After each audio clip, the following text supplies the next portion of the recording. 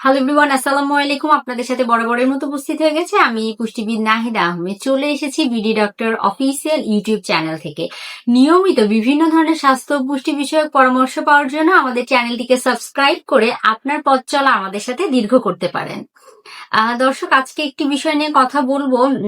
আমরা মানুষ হিসেবে সকলেই কম বেশি নিজের পার্সোনাল লাইফটিকে কিন্তু এনজয়েবল করে তুলতে চাই, নিজের আনন্দঘন মুহূর্তগুলোকে যদি আপনি এনজয়েবল করে তুলতে চান, সেক্ষেত্রে কিন্তু আপনার অবশ্যই খাবারের প্রতি যথেষ্ট যত্নবান হতে হবে। কেননা বেশ কিছু খাবার আছে যেই খাবারগুলো কিন্তু দেখা যায় যে আপনার ইনফার্টিলিটি জনিত সমস্যা তৈরি করে থাকে। আবার কিন্তু অনেক ক্ষেত্রে দেখা যায় যে যৌন জীবনকে আনন্দময় করে তোলার ক্ষেত্রে বাধা প্রদান করে বা যৌন শক্তি ক্ষয় করে থাকে। সেজন্য এই সকল খাবারগুলো খাদ্য তালিকা থেকে এড়িয়ে চলার চেষ্টা করতে হবে। চলুন জানি কোন কোন খাবার অতিরিক্ত গ্রহণ করা থেকে বিরত থাকতে হবে। সবার প্রথমেই যদি বলতে হয়, ট্রান্সফ্যাট জাতীয় খাবার, অতিরিক্ত তেলে ভাজা মশলাদার চটকদার খাবারগুলো এড়িয়ে চলতে হবে। ডুবো তেলে ভাজা একই তেল বারবার ব্যবহার করা হয়, ওই তেলে কিন্তু দেখা যায় ট্রান্সফ্যাট তৈরি হয়। তো ট্রান্সফ্যাট জাতীয় খাবারগুলো কিন্তু খুবই বাজে প্রতিক্রিয়া তৈরি করে শরীরে।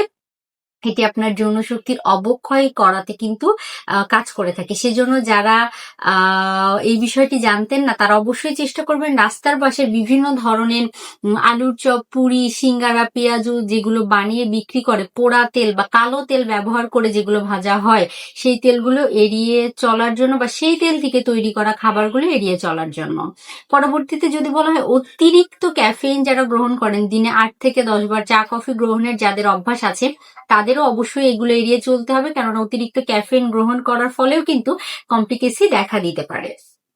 আবার আরেকটি বিষয় হচ্ছে, অনেকেই মাথায় রাখেন না যে নিজের শরীরের বা ফিটনেসের প্রতি যত্ন দেন না। আপনার শরীরে যদি অতিরিক্ত চর্বি জমে যায় বা আপনার শরীরে যদি মেদ বা ভুঁড়িজনিত সমস্যা থাকে, সেই ক্ষেত্রে কিন্তু কমপ্লিকেসি দেখা দিতে পারে। সেজন্য মেদ ভুঁড়ি যাদের অতিরিক্ত আছে, তাদের ক্ষেত্রেও কিন্তু যৌনশক্তির অবক্ষয়জনিত সমস্যা দেখা দিতে পারে। এজন্য মেদ বা ভুঁড়ি, শরীরের অতিরিক্ত চর্বি কমিয়ে ফেলার চেষ্টা করতে হবে।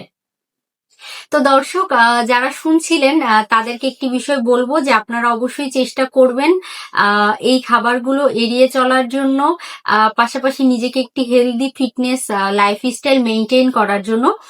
আশা করি এই টিপসগুলো মেনে চললে আপনি এই সমস্যাগুলো থেকে কিছুটা হলেও পরিত্রাণ লাভ করতে পারবেন। ধন্যবাদ।